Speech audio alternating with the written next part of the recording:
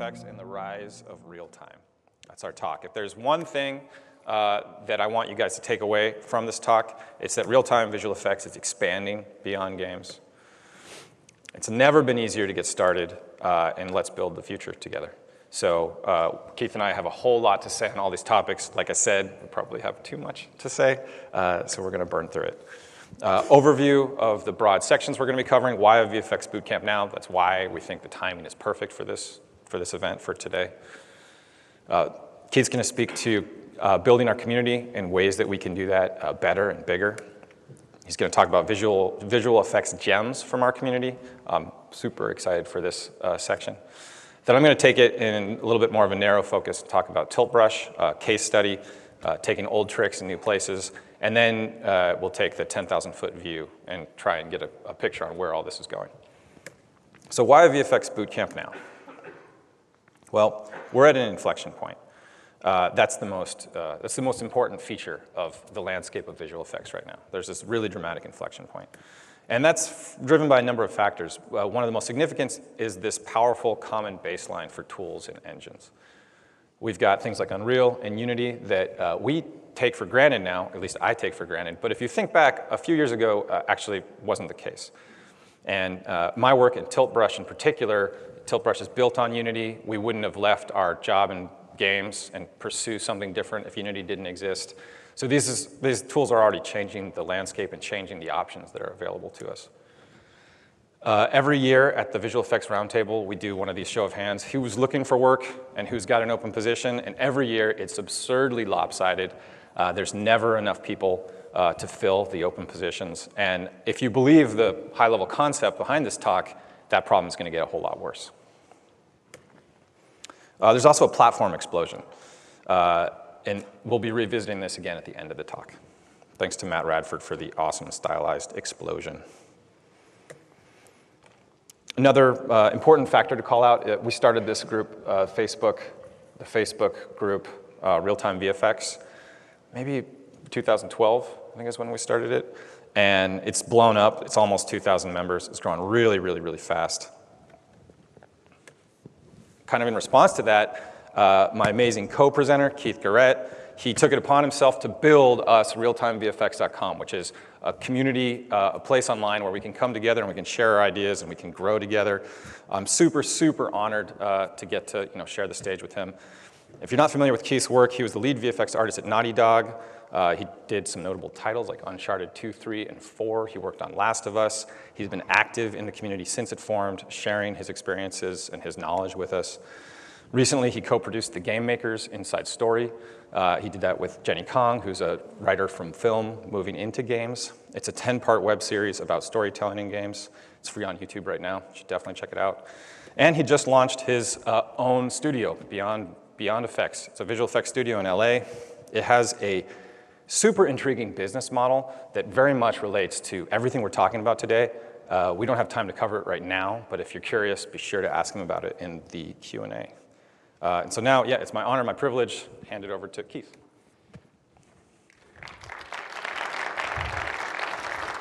So I prepared a few notes.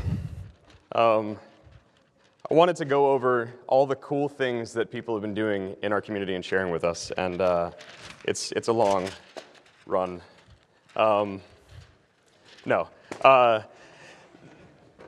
truth is that I wanted to take a few moments basically just to express all the cool things that everyone's been sharing with us across all the different platforms that we have.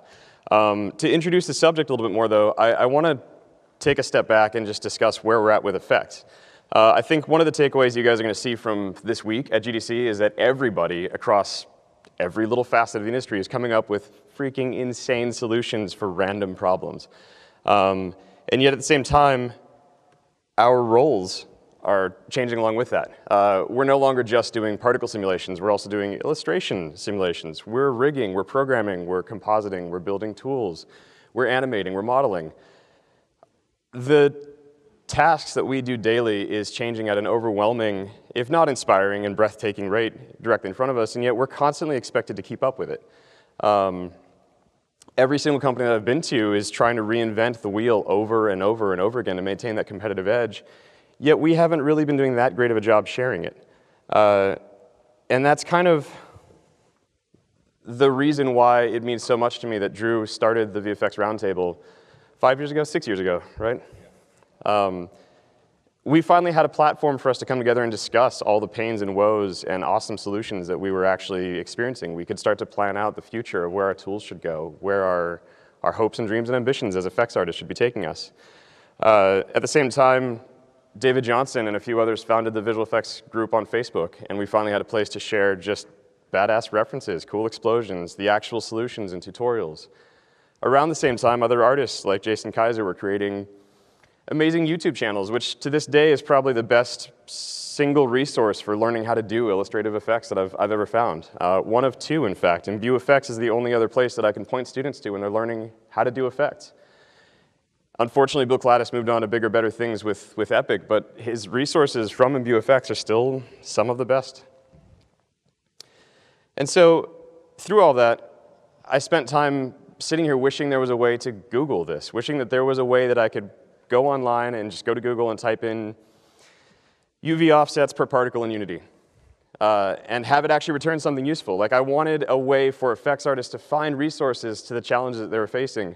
And at the same time, I feel like businesses should be able to target us as effects artists to run into our community. Other artists that want to make tutorials should have an audience somewhere that they could go to find it. And so we created Realtime VFX. It's fully Googleable. It's fully archived. And that's freaking awesome. So what I really want to be up here talking about is the fact that this is our community. We made this for us. We're not trying to drive a profit out of it. We're trying to enhance the visual effects industry because that's the career that we're all excited about, that we're all here for. In that same vein, any opportunities that you guys see out there, please reach out to us. We want to help you make that into something that we can all use. So for example, Jason Kaiser approached me about making a jobs board. And we've launched this. It's still got some ways to go, but we're trying to make a resource for people, for recruiters to find effects artists, for effects artists to find amazing jobs. Nathan Lane has been going through and actually building a community challenge concept where we're doing monthly effects challenges, similar to like the 30-second animation club, but for effects, for us to step outside of our comfort zone. In that same vein, tonight we're actually going to be announcing our very first ever sponsored community challenge, sponsored by Popcorn Effects and Side Effects. So at the mixer tonight, we'll have all the full details on that. But the point of all this is to say that to all of you from us, please get off your asses, help us make this better. Our entire industry is about to explode. That's going to be the caveat, the summary of what Drew's up here talking about. And we have such an amazing opportunity in front of us to make our little niche industry into whatever we want. So we're all here to help. The other part of what I really want to talk to you guys about is just some cool freaking takeaways that I've been seeing coming out of the community over the last few years. So everything that I'm going to share today is coming from a tutorial that somebody posted online, a post, even just mentions in answers to questions across the Facebook group, the forum, Twitter, everywhere. I have a ton of content in here, and I'm obviously skimming thousands of posts for other things. So the takeaway here is that these are all really cool innovations that we're sharing as a community and that are becoming adopted as industry standards. To start us off with that, just to set the scene, if you think back to like 2013, the PlayStation 4 and the Xbox One had just come out. For us as effects artists, it was a big deal. I mean, obviously for the entire industry it was a big deal, but for us it meant that we finally had a little bit of wiggle room to start to innovate. So we had, stronger CPUs, we had way stronger GPUs, and we had a lot more texture memory. Of course, we had absolutely no idea how to use any of it. So we kind of lost our shits collectively over GPU particles, which, we could spawn just thousands and thousands of particles and make awesome effects, really, really cool stuff. The other side of that we also immediately stepped up to is that texture space. Like, we could finally do a lot more flipbooks. For those of you guys that know me, I'm pretty vocal about the problems with pre-rendered flipbooks, particularly if you're new and you're learning. I don't really need to go into them, but since you guys are my audience and I'm on stage, I'm going to anyway. So if you're doing a flipbook, you're bound by file size. As soon as you are limited by a file size,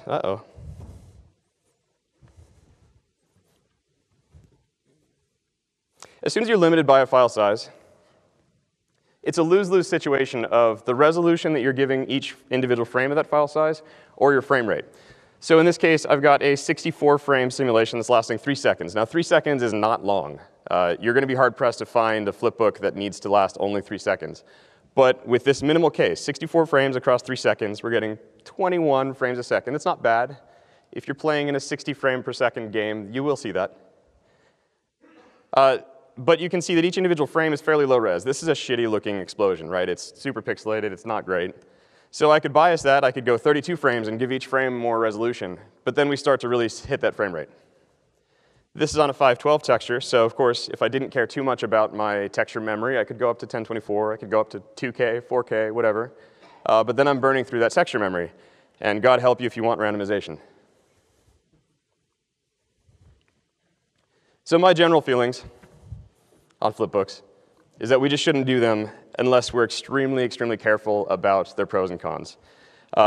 If you can be extremely careful about your pros and cons, I do honestly believe that flipbooks are the single most powerful tool in our toolbox, because there's just no other way that we can encapsulate that much motion and detail. So what I want to go into is just some of the cool ways people are improving flipbooks. I'm pretty sure most of you guys have seen this. This is from Skillman. And he's showing a technique of using motion vectors to sort of blend between the frames of a flipbook, so you end up with super smooth motion.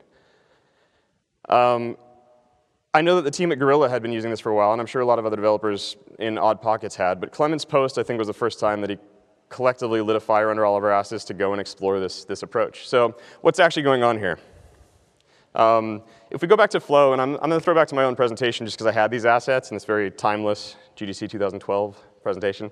Flow, or vector displacement, is just a technique where you tell each pixel to move in a certain direction over time. So in this case, I'm painting a texture.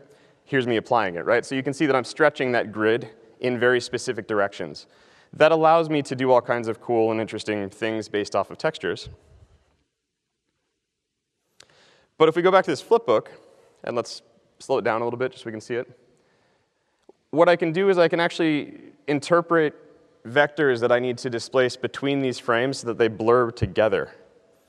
So from frame A to B here, the texture that looks like is on the right.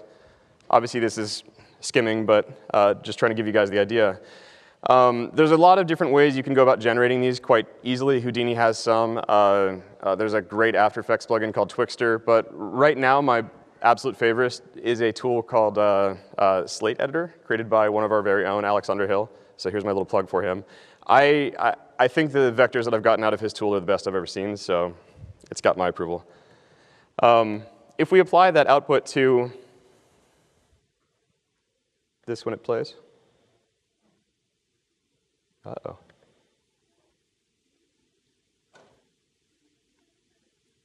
Finally hit a negative on this. I'm going to hop back then just to give you guys,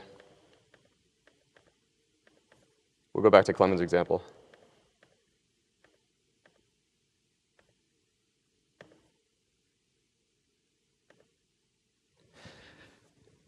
So what the explosion is doing basically is every single frame of the flipbook, it's getting the vectors needed to blend into the next frame, and then smoothly interpolating between them. You can see that obviously the image on the right is way, way better than the image on the left, especially slowed down. So this gives us a lot of flexibility in the way we're presenting our effects. Forgive me as I hop way forward now. The benefits of motion vector flipbooks are kind of huge. We can actually get away with super, super slow flipbooks playing back and not kill our presentation of frame rate. That in and of itself is a massive solution for flipbooks. The negatives, however, is that it does require 4 texture lookups, because you need the A to B of the flipbook, and then you also need the A and B of the motion vectors. Fortunately, those motion vectors can be small, but there's some negatives associated with just sampling that many textures. Of course, if you're looking for more resources, Clement's tutorial on this is amazing. He runs you through how to create this shader exactly in Unreal, so I'd highly recommend checking it out. There's also a great discussion on the Real-Time VFX forum. My own little plug. If you're Naughty Dog, you can actually do this at Realtime, which is kind of cool. So you don't actually need to bake those textures. You can actually, instead of taking up texture space, you could use GPU processing power to generate those motion vectors at Realtime and then smoothly have at it, basically. So OK, that's how we've gotten around frame rate. What other strengths can we use for Flipbooks? What about lighting? I think one of the coolest notions that I kind of realized a couple years ago is that textures are actually just a way to transmit data. If we take the flipbook not as an emissive render and instead consider the way that it fits into a compositing pipeline, so a diffuse pass, a normal map, your alpha or density, maybe a temperature map. Take those passes that are actually used in compositing pipelines, because our shader is nothing more than a real-time compositing pipeline. We can start to do some really, really cool things. So I want to throw out to a post that the Cloud Imperium guys made. Actually, Mike Snowden posted it, but it's a video made by Cloud Imperium in general. And it shows this incredible breakdown of like 20 different really freaking rad concepts. One of them that I want to go over is just how they use data to pass into their lighting pipeline. So if we just take a flipbook here. Should we try restarting? I'll talk over this. If we take an explosion texture, and again, if we don't take the render, the emissive render, but instead we actually render out in passes. So let's say you render out your diffuse lighting, you render out your temperature, and then you render out your alpha. All three of those are probably not going to need color. They're just masks, which means you can put them into one texture, because you've got your red, green, and blue channels. And then you can start to use that in interesting ways. Momentarily, I'll show you guys how we approach normal mapping.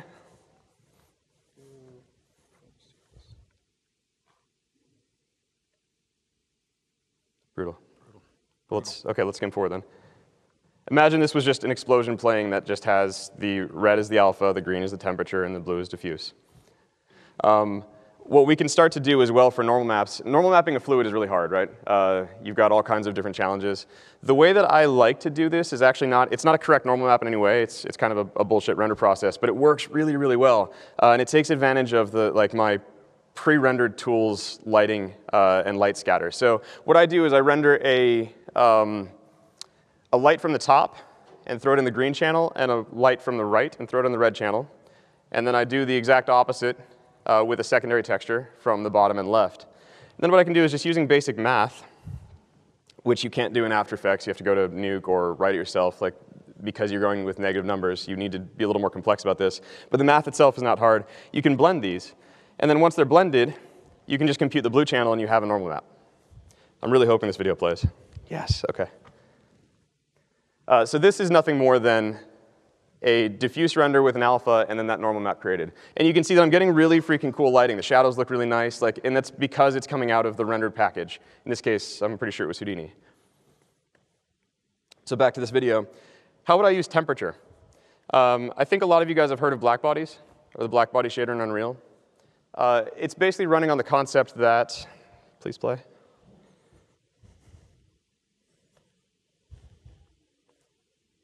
No. OK, it's basically running on the concept that the input number, which means single channel, is going to derive a color value. If you think back to science and the Kelvin scale, with energy, there's a certain color output. The black body is just a mathematical operation that when you drive a certain input of kelvins gives you this beautiful color.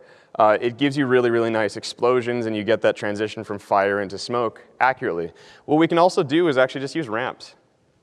So think of this like a LUT, where if I just take one single channel as an input, just a mask of temperature, that can drive my texture lookup and give me really, really cool highlighted areas on this loop.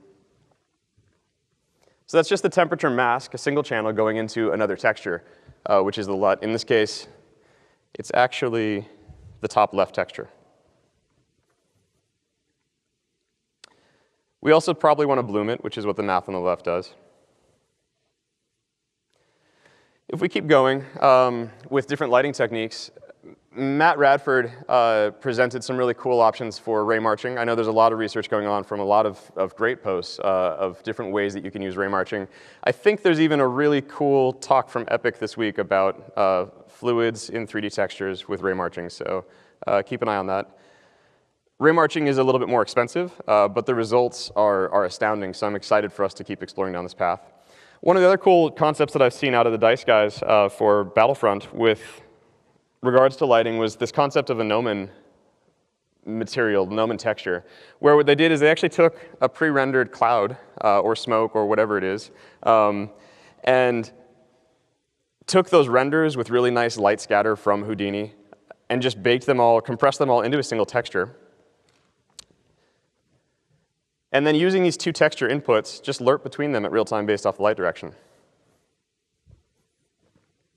It's kind of hard to argue with those results because you can take advantage of the full pre-processing, and all you're doing is just blending based off of direction. Let's keep going. Let's talk about some Vertex animation stuff.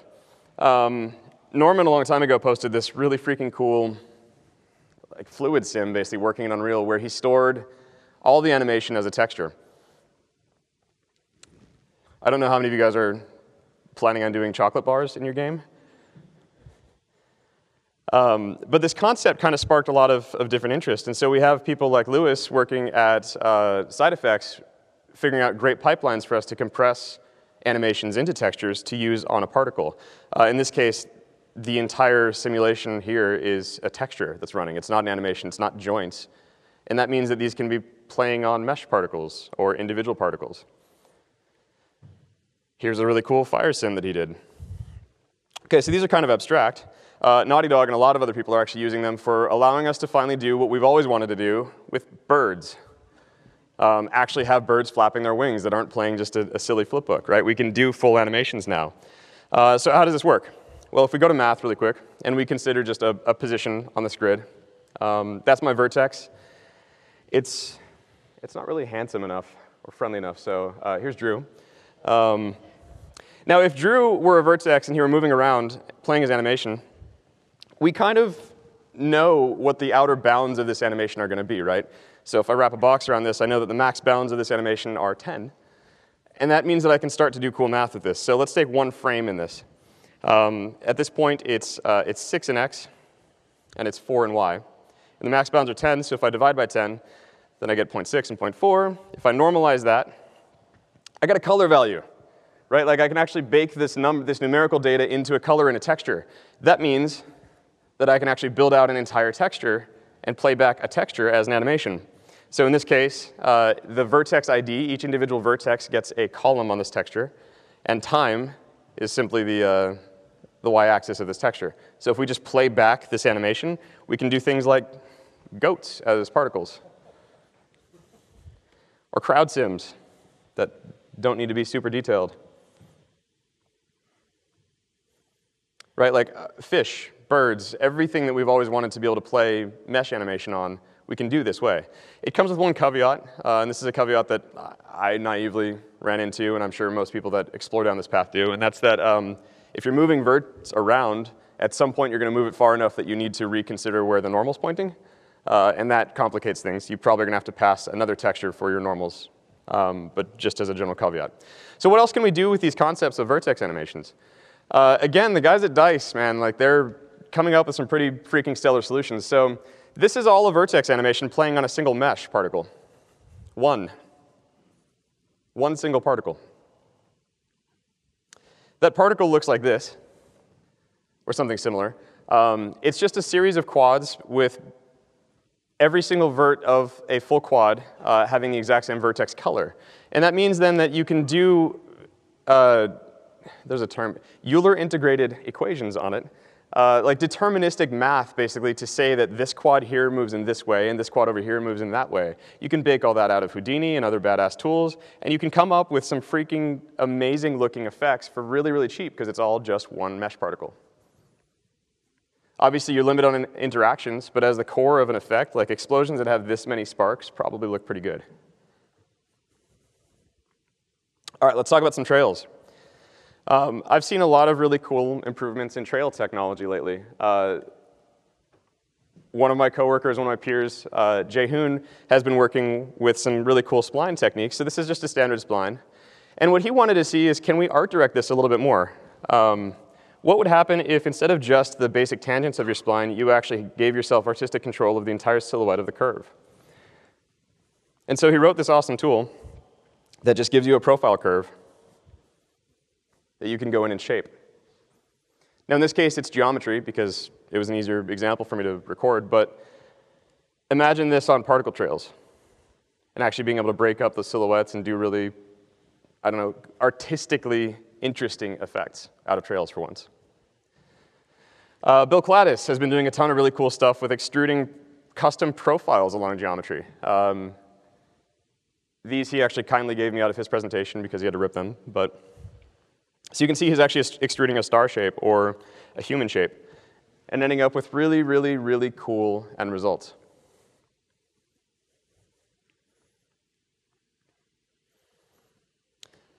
So that's my kind of swath of interesting new techniques that are coming out of the visual effects community. I hope the takeaway from all that is just like, share with us. Go in there and learn from us, because there's so many really freaking cool things that are popping up everywhere that the rest of the industry is adopting and progressing together with other companies, other artists.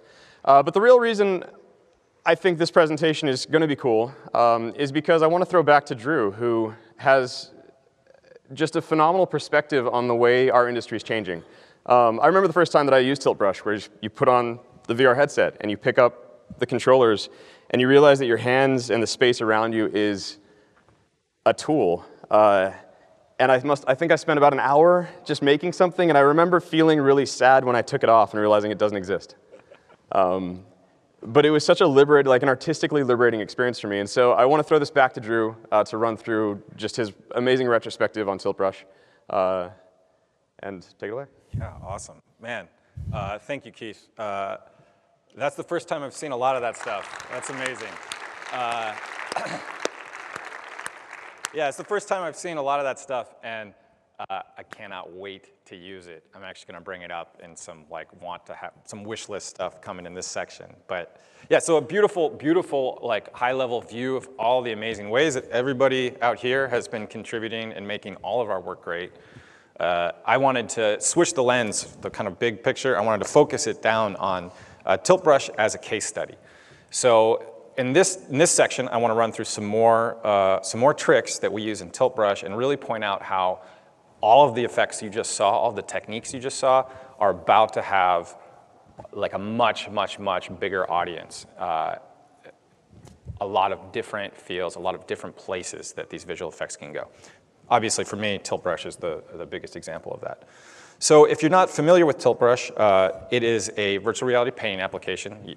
It's built for the HTC Vive. You wear a VR headset, use controllers, you paint in space. I'll get into what I mean by paint in space. This is a prototype from our very first version back in 2015. It's a real fun, from the very beginning, it was a pretty fun project. This is how it looks now. I'm going to play a little snippet of the video. Actually, maybe I'll just play the whole thing. How many of you have used Tilt Brush before? Okay, awesome. And does anyone not know? Is anyone unfamiliar with Tilt Brush? There's a few people. Okay, cool. So I'll play this. It should have audio. I think. There we go. Cool. So takeaway for this video is really just that painting in space, it can be anything. And starting Tilt Brush, that's really the project we wanted to take upon ourselves. What happens when you are in a virtual world? You can wave controllers around, and the paint you leave can be absolutely anything.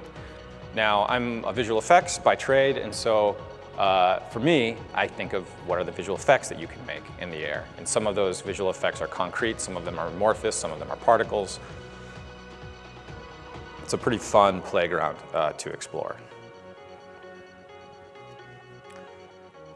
So everything that you saw in that trailer, or not everything, but a lot of it was really inspired by a GDC talk I did back in 2010 called Rock Show VFX, Bringing Brutal Legend to Life. This was back in, back in 2010 with Pete Demarais. And back then, we were desperately looking for all of you guys. We didn't know where the community was. We were all just inventing wheels over and over again. It was a really frustrating time. And so putting this presentation together, I was really fascinated to see how many of those old school tricks apply in VR and apply in Tilt Brush. And one of my favorites is UV distortion. So this is a slide from that presentation. On the left, you have a fire that does not have UV distortion enabled, and on the right, it is. If you're not familiar with it, UV distortion is a technique where you take one texture and you use that texture, you kind of animate that texture, you use it to distort the UV lookup of a second texture. Super simple technique. It's like old school bread and butter for us, and you take it outside of games and it has this whole new relevance. So no surprise, in Tilt Brush, our fire is done using UV distortion. You lay ribbons of mesh down with the controller, and then we apply a relatively simple UV distortion shader on top of it in order to create the illusion of fire. I'm going to have this shader, and actually most of the shaders I talk about at the end of the section, so I'll be giving those to you guys. Another piece I want to call attention to is the embers that are coming off of that fire. Particles are super important to Tilt Brush. Like I said, when you can paint anything in space you want, and you're a visual effects artist, a lot of that stuff ends up being particles. But there's a little bit of a catch, which is that in a creation tool, you don't have a budget. Like in games, you're running around, you're first-person shooter, you're running around a hallway, whatever, you've got 2 milliseconds, you've got 5 milliseconds, you've got some amount of time to work with. In Tilt Brush, there is no limit. You simply need to make every element that renders as blazingly fast as possible, because our job is to get out of the way of the artist. We do not want an artist to ever care about budgets, if we can help it. So we do that with stateless particles. And I threw some code up on the screen. This is a Vertex shader. Your eyes can glaze over. It's fine. You don't need to pay attention to this. But what I do want to point out is the alpha channel of the color stream. So this is the only state that we're passing into our particles in Tilt Brush. We randomize each particle, we give it a random seed, we send it down the alpha channel, and then we can do anything we want in the Vertex shader. We also make extensive use of curl noise, which is another one of everyone's favorite tricks. This is also from the GDC presentation. And that plus all of our basic, just a few sines, a few cosines, some other fun stuff, and you can start making really, really beautiful things. So this is an overview of some of the particles that are in Tilt Brush. This is snow. You paint the particles in space, but then we actually raise them up, we fade them in, we drop them down, we drift them back and forth with some sine and cosine, and as they drop, we fade them back out and then warp them back to the top. So it's the illusion of a simulation, but there is zero simulation. It's entirely analytic. This thing just runs forward. Here we've got stars, which are random atlas texture to get some different shapes, and then again, we just are flickering them differently with that random seed. Embers are the opposite of snow. So we start the particles at the bottom, we raise them off, we fade them out, and then we warp them back to the bottom again. Smoke, this is pretty subtle, but you can see a little bit of a curl noise effect in there. Like I said, it's subtle, so I'm gonna switch to bubbles, our bubble brush, which is a more dramatic example. Anyone in this room who's used curl noise looks at that and goes, ah, curl noise. This is not a brush that's in Tilt Brush. It's just a really fun experiment I did that kind of shows how far you can push stateless particles. Now, I got super excited with Keith's section because I hadn't yet thought of using a texture to drive my stateless particle animation. So maybe I'll put some birds and crowds in Tilt Brush next. Switching from particles to more traditional geometry, this is a fun breakdown of one of my favorite brushes, which is neon. This is just this kind of neon tube that you lay down, colored pulse racing down the interior. I want to do a quick breakdown on this, especially for those who are a little bit newer to visual effects and who are curious about it. Again, you get the shader code, so don't worry too much about what's on the left there. But I do want to just decompose these elements real quickly. So you've got a really simple, physically based material. You've got some specularity, some opacity. It's a little bit dim on the screen there. But that's it. And then we're going to use animated UVs to send a ramp down the length of this thing. Super simple. All brushes in Tilt Brush are driven by vertex color. So the color for every brush comes from vertex colors. So the next thing I'm going to do is pass in vertex colors so that we see the blue that is the actual color that was picked by the artist. Spoiler, we joke that on Tilt Brush everything is better with bloom. So we're going to brighten that up, really make it nice and neon looking. But here it looks it's a little bit blown out. It doesn't have the characteristic look of neon that we want, and so we're going to throw an edge alpha effect on top of this to really tone it down and make it feel more gaseous. Edge alpha, for those who aren't familiar with it, is you're using the facing direction of the normal to figure out, to basically modulate the look of your effect, in this case of the interior neon tube. So that's one of our simplest brushes. On the more complex end of the spectrum, we have our audio reactive brushes. And again, all this shader code is going to be available in a second. So in Tilt Brush, you can play anything on your computer. You can play any music on your computer, and that music will be analyzed by Tilt Brush, uploaded to a whole bunch of shader constants, and then every brush that we have can use those attributes in different ways. This was definitely one of the most fun aspects of Tilt Brush to work on over the last year. And going back to Keith's point about the community, I want to have a huge shout out to Keijiro Takahashi, who is incredible. If you're not familiar with his work, you should go to his GitHub repo. He's got so many amazing examples to learn from. Reverse engineer his stuff, and you will be a better person for it. In particular, Reaction is an audio analysis library for Unity that we used to prototype the early versions of our audio reactive brushes. We've built heavily on top of it, but really his work was the inspiration. It was the seed. It was the way we could bootstrap our way into this really unusual place. So a massive thank you to Keijiro, and again, love this community for things like this. Now, looking at a simple waveform texture, I just wanted to show off some of our shader attributes that we have access to and describe how we achieve a really simple waveform effect. Spoiler, it's again just using UV distortion. So we have a procedural line that's totally flat, but then we're going to offset it using the audio waveform that we've analyzed on the way in. You can see that audio waveform is the kind of top rainbow texture there. And it's a rainbow texture because we do a bunch of different processing on the different channels, and we pass high pass, low pass, a bunch of other different modulations, and we pack them all into this one-dimensional texture, and then we use that to distort the UV lookup.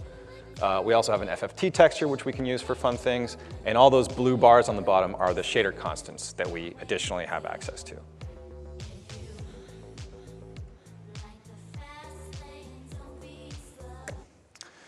Before I go into details on that, Keijiro also has an awesome GPU particle simulation. We brought it into Tilt Brush just because why not? It's amazing, of course. This most definitely is not stateless, and so for that reason, it's probably not going to ship in Tilt Brush, but it's still beautiful. Beautiful, beautiful, beautiful. So I keep talking about how I'm giving you guys these shaders. I'm giving them to you through the Tilt Brush Toolkit, which is a GitHub repo that we launched about a month ago. The Tilt Brush Toolkit has all of our shaders, with the exception of particles, those are coming, has all of our shaders, all our brushes. It's a toolkit to help you take Tilt Brush art and bring them into your own experiences. And yeah, so everything that I mentioned, you can find in here and reverse engineer it. In addition, my favorite part is all of the audio analysis stuff is in here, so you can just drop that into your projects and go nuts. This is kind of our way of trying to give back to the community. A lot of this work was done by Fernando Ramacho. So thanks, Fernando, for giving back. And that's a little bit of my experience on Tilt Brush, pushing visual effects outside of games and seeing how it applies in these new areas. Now I want to talk about the big picture. More generally, I want to talk about the rise of real-time. I want to talk about beyond Tilt Brush, beyond games, where I see this stuff going. And I'm really, really excited about this. Simplest example I have to talk to you guys about is actually my badge, which is over there. Google, what? I've got Google on my badge. A few years ago, if you said I'd be up here with a badge that said Google, I would have done a double take. The big companies are recognizing the value of real-time rendering and are seeing the necessity for it, and it's going to start tugging on everyone in this room and a lot of people outside of this room. If you look around, you might spot badges that say Facebook, might say Apple, it might say Magic Leap. There's a lot of eyes that are turning into our humble field. And traditional real-time VFX, again, Keith touched on this a bit. This is where we came from, right? Consoles, PCs, smartphones more recently. This is the primordial ooze that we were all birthed from. But the future looks a lot different. We're still going to have like incredibly high-end consoles and PCs. Those aren't going anywhere. Smartphones are sticking around, but they're getting more powerful, and they're getting ridiculous sensors slapped on top of them, like this is a Tango phone. So imagine a world where every phone in your pocket has a depth sensor. It's going to get real crazy. Mobile VR is growing up very quickly. Right now, we have mostly headsets that only have rotational tracking, but soon they're going to have positional and rotational tracking for true VR experiences. Desktop VR, the kind of premium VR experiences, those are going untethered. And so I don't know what that's going to be like exactly, but I can't wait to try my first untethered desktop VR experience. Augmented reality is on the horizon, too. It's a little bit hazier. It's a little bit unclear when that's going to land, but when it does, that's going to affect all of us. OK, so that's some of the exciting hardware that's coming our way. But what really matters to the people in this room, and the reason we're here, is what we can build with that hardware. So now I want to rapidly run through really where real-time VFX can go beyond games, starting with creation applications. So, like, no surprise, Tilt Brush is a creation application. We see tremendous potential in this area. It's near and dear to my heart. But I want to pause for a moment and talk about how the visual effects community is already impacting all of these areas. So Tilt Brush, our team is composed of a couple visual effects artists from games, but we also have a lot of people from film, from Pixar and from ILM. Quill is a beautiful, absolutely gorgeous application made by Inigo Quiles. Inigo, I'm sorry, I probably just butchered your last name, but if you guys don't know who Inigo is, he's a legend. He pretty much lives and breathes real-time rendering. He co-created Shader Toy. If you're not familiar with Shader Toy, you should absolutely check it out. Another gorgeous application is Medium. That's created by a visual effects artist from games and an engineer from games. Those guys have done absolutely incredible work, and a huge shout out. I think they were one of the first teams, if not the first team, to recognize the potential for creation experiences on these new platforms. I want to move along, but other applications that are up here on this page also have roots in VFX. I think that's so cool. This is Google Earth, just showing the potential for the impact of these tools on education, data visualization, science, simulation. All this stuff is going to kind of slowly pull us away from games. And you can see that a lot of the problems that need to be solved for something like Google Earth are problems that we've been banging our heads against for a long time. Theme parks. This one was a surprise to me, but Disney has a huge investment in VR. The next time that you get on like Toad's Wild Ride, you might be handed a headset, and maybe it'll be VR, maybe it'll be AR, maybe it'll be mixed reality, who knows, but a lot of theme parks are turning their attention to this one. Mixed reality, I mentioned. This is a little bit more subtle, but I'm really, really enthusiastic about what's happening here. This is Alchemy. Shout out to Alchemy for putting this guy together. Mixed reality is where you take real-world elements and you take real-time rendered elements and you kind of mix them together, and you use real-time graphics and real-time visual effects to feed back onto the video feed. This turns out to be one of the best ways of communicating and sharing some of these virtual experiences with people. Super fun for us. Definitely, you guys will love playing with this stuff. Music videos. So back in the 80s, right, music videos were one of the driving forces behind the exploration of video. And no surprise, in the world of VR, music videos and VR music videos are actually yet another place where we're pushing the boundaries of what's possible. This is Chocolate, which premiered at Sundance. It's a film by Tyler Hurd and his company Gentle Man Hands. Yeah, VR music videos, pushing boundaries. I'll let the video speak for itself. Yeah. It's good times. It's very good times in the world of visual effects. Show It To Me is another VR music video that is done by our amazing collaborators, Titmouse. That's going to premiere at South by Southwest. That's done entirely with the Tilt Brush toolkit, so it's all Tilt Brush assets using the Tilt Brush audio reactive code. Can't wait for this one. Another great example is how real-time visual effects is impacting film. So film, traditionally pre-rendered 2D content, but we're even seeing really, really cool ways where our work feeds back into these areas. On the left, you have Atom, which is a short film made in Unity and rendered entirely in real time. On the right, Oculus Story Studio continues to do really groundbreaking work in virtual reality. They've been pushing the boundaries with Henry and with Dear Angelica, which you should definitely check out Dear Angelica if you haven't. But this stuff isn't hypothetical. Like here at GDC on Wednesday, we have real-time rendering for feature film Rogue One, a case study. So this stuff is happening as we speak. Notice Natty Hoffman, one of the speakers there. Yeah, he wrote the book, Real-Time Rendering. So people care a lot about this stuff right now. But my favorite example is Pearl, which is it's a short film by Google Spotlight Stories, and it is the first VR Oscar-nominated short. Play a quick trailer of this. But what I really want to call your attention to is the fact that this is entirely rendered in real time. So this is the 2D film that was submitted and was nominated for an Oscar, but it was actually originally built in VR. So the Oscar is for the 2D version of the film, and they just happen to also have a VR version of the film. And so this really speaks to the power of their real-time rendering engine and just the fact that people are becoming open to our medium in places like the Oscars. But the best part of this is that this is the director, Patrick Osborne. This is him doing the cinematography for that film. So he actually used a smartphone to drive the virtual camera that then they edited and then cut and then put, and then submitted for the Oscar. So all those things, what they have in common is really the next computing platform. That's a buzzword that you guys are probably going to be hearing a lot or are already potentially sick of hearing. But it's the common thread across all of the different experiences I just showed. It's really driven by the need to influence anything.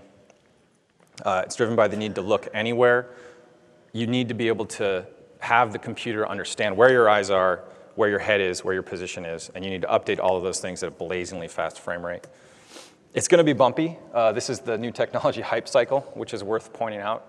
Everyone just to be aware of. Like, we've got all these new technologies coming our way, which is really, really, really exciting. But some of them are going to go through this up and down. You'll get people really, really excited. They hit that peak of inflated expectations. And then you go down into the trough of disillusionment before you crawl back up.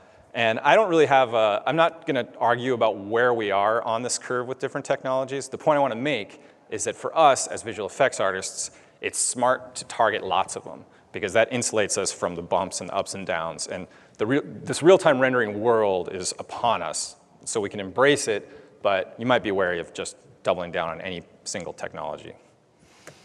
Okay, so recapping. The one thing that Keith and I are hoping you take away from this talk is that real-time VFX is expanding beyond games. It's never been easier to get started, so let's build the future together. And thanks.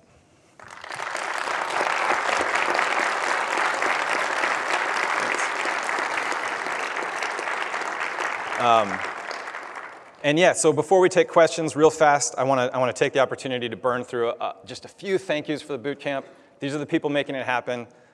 These are the people to buy beer for. Christina One, Jason Kieser, Keith Guerrette. Buy these guys beer. They're the co-organizers. They made it happen. All of our speakers, thank you guys. Thank you guys so much. Megan Bundy coordinated things from the GDC side. David Johnson did the party that we're going to have Thursday night. Matt Oztele, the party that we're having on tonight, spacing. All of the volunteers out here, thanks you guys. Jeff Hanna, he does the Tech Art Bootcamp. He paved the way for us, so say thank you to him. And of course, buy yourselves a beer for being here. On that note, if you guys have feedback, please tell us in person, tell us on the forums, fill out your reviews, be candid. This is the first time we've ever done this, and we have no idea what you guys want. We're just trying to lay a stake in the ground and say, let's come together and let's build stuff. And so next year, who knows what it'll be. I want to add that it's for everybody. If you buy this presentation, then this community is going to grow. It's going to grow tremendously, and that means that every single person in here is going to influence the culture, which Keith pointed out. So we want this to be for everyone. We want it to be inclusive. We want to take care of each other and just be friendly and build an awesome environment. On a lighter notes, these are our parties. Tonight at Jillian's, 7:30 to 9:30. VFX Mixer on Thursday, 6 to 8 at St. Regis. And now we've got a few minutes, so we can take some questions. Yeah, we did it. Yeah, we did it. In spite of the PowerPoint ghosts. That was 178 slides. Questions? I got one. About the bird and the goat Vertex animation. Are you still authoring that with like a rig and then exporting it? Yeah, so we're, the pipeline, in that case, those examples came from Naughty Dog, but the pipeline is they're still animating that goat in their classic 3D package. And then every single frame, you just compare the difference of every single vertice's position versus its original bind pose, which is going to be frame 0, and you just store that difference as a pixel on that texture. So the engine renders it in like its old position, and then like the Vertex tells it to move? Correct. Yep. That's neat. Yeah, so the mesh without that texture is going to be the goat staying in its bind pose. And then as soon as you start playing the texture, it's saying every single frame, offset each vertice, here, et cetera. Nice. That's why if you push it too far, you have to start to consider the normals as well. Yeah, that's cool. It's a neat trick. This is for Drew. Yeah. thanks for your work on Tilt Brush. It's an amazing tool. Hey, thank you. I agree. As someone so who's a much. traditional artist as well, it's fantastic to be able to move off a plane and draw in 3D. My question is there any hope for doing like in-betweening in Tilt Brush, set up keyframes and... Yeah, that's a great question. So the question is about in-betweening in Tilt Brush, and we haven't done in-betweening, but we have done flipbook animation prototypes, really sequencing prototypes, and they are incredible. Like I cannot believe how much fun it is and how quickly you can create a sequence of three-dimensional drawings that like evolve together. It's super, super fun. We haven't tried in-betweening yet. That would be like probably the next prototype to try. But even without the in-betweening, it is just mesmerizing to go frame, frame, frame, frame, frame. And you can do, in 5 minutes, you can do ridiculous things. I should caveat that with, we have our hands full with our current roadmap, so that's not coming out anytime soon, but it is something we're playing with. Thanks for the question. Feel free to ask general things about the Bootcamp if you guys are curious about kind of how it's unfolding. If you want to ask Keith about Beyond Effects, which is a pretty awesome example of the success you're having pushing beyond games. Or Quiet group. you can all go get beers right now. No, okay, cool. Wait, we got one? Yeah? So since you asked about, I want to ask about Beyond Effects. So what do you guys do in LA? The plug. So for the past 2 years, so I stepped away from Naughty Dog a couple years ago, and I was freelancing and just exploring, and I was realizing that every AAA company, game company, needs help, right? I needed help at Naughty Dog. We could never find enough effects artists. We could never bring in contractors, even find remote freelance workers. And then at the same time, I realized, per Drew's discussion, like every theme park company, every film company, every single entertainment. Revlon has a VR studio. Did you guys know that? The Human Genome Project was trying to explore using VR as a way to synthesize and process data so that humans can better represent it by walking around it and solve and find patterns more easily by being in that space. Like there's so many opportunities for visual effects artists out there, and there aren't really that many companies that are trying to explore it. And so what we're trying to do is see if we can find a new business model that allows us to help take advantage of those types of contracts, to work with remote artists around the world, to build secure pipelines so that artists that are willing to moonlight, that are able to moonlight, have an avenue to take on other cool, passionate projects and just sort of inspire and drive more fun creation into our industry. So we're still early. We've actually opened our doors about 6 weeks ago. But it's all going well, and there's just a ton of opportunity in front of us to try to open up the business model of our industry. Sorry for another question. So I've been doing traditional VFX forever. I moved over to video games because something I've always wanted to do was procedural visual VFX or effects work, so that every time you saw an effect, it was something new and something different that you could look at from any point of view. Your presentation was fascinating. Do y'all see like this sort of procedural approach to VFX in real time happening anytime soon? Do you want to take it? Can I? No, go for it. Go for it. I think the benefits of doing procedural work are astounding. Where we're struggling is just that the tools suck. It requires a very, very technical and a very, very patient artist to learn how to use it.